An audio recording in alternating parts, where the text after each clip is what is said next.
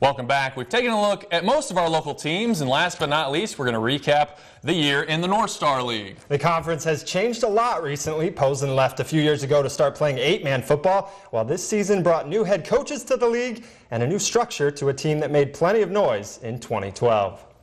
We begin in Atlanta, where the Huskies came out of the gate strong under first-year coach Troy Cheedy. They won 3 of their first 5 games, including big victories over Mayo and Hale, and looked like contenders for the league title. But the Huskies had to forfeit those wins due to an ineligible player.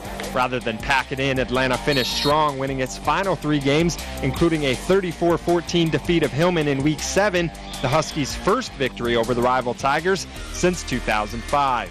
Hale also broke in a new coach, with Bill York taking the reins of the program. The Eagles' lone league win came courtesy of Atlanta's forfeit. Hale also downed Saginaw Buena Vista to finish 2-6. A young Hillman squad entered the season in search of the program's 7th straight playoff appearance. The Tigers couldn't tally 6 wins, but closed the season strong with a comeback victory in Oscoda and a close win in Hale to finish 5-4, good enough to snag a spot in pre-districts. Unfortunately, the Tigers drew a Joburg team on a mission and couldn't make it past round 1. For the first time in 4 years, the Mayo-Hillman showdown did not decide the league title, though it did help the Bolts earn a share of the North Star crown. Mayo downed Hillman in Week 5 and finished 3-1 in league play. The Thunderbolts also added to their impressive playoff streak, reaching the postseason for the 12th consecutive year. But they too ran into a top-notch team as Beale City beat down Mayo in pre-districts to end the Bolts season.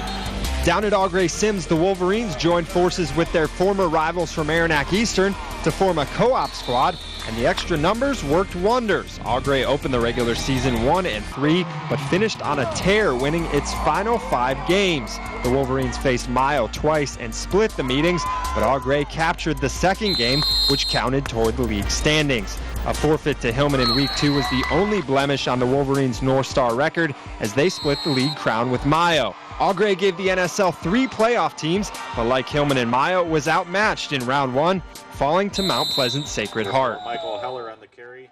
Despite the disappointment of forfeiting 3 wins this season, Atlanta boasted plenty of talent this year and one of the area's most exciting offenses. Huskies signal caller Garrett Badgero epitomized the term dual threat quarterback, making him our 3rd and final Player of the Year finalist.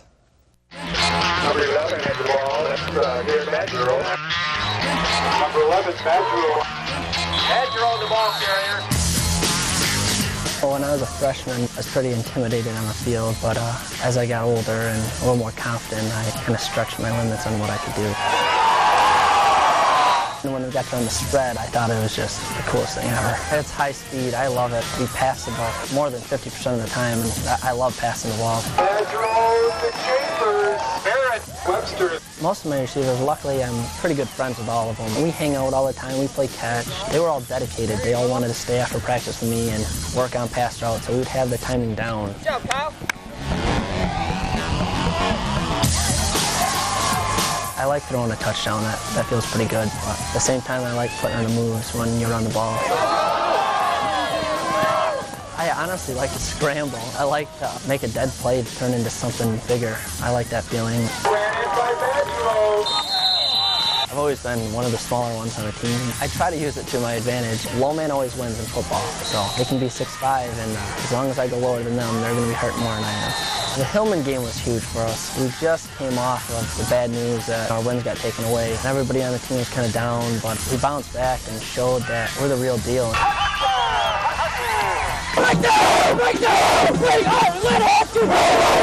There's no sport that's like football, not even close. The brotherhood of football, I guess I'm going to miss the most.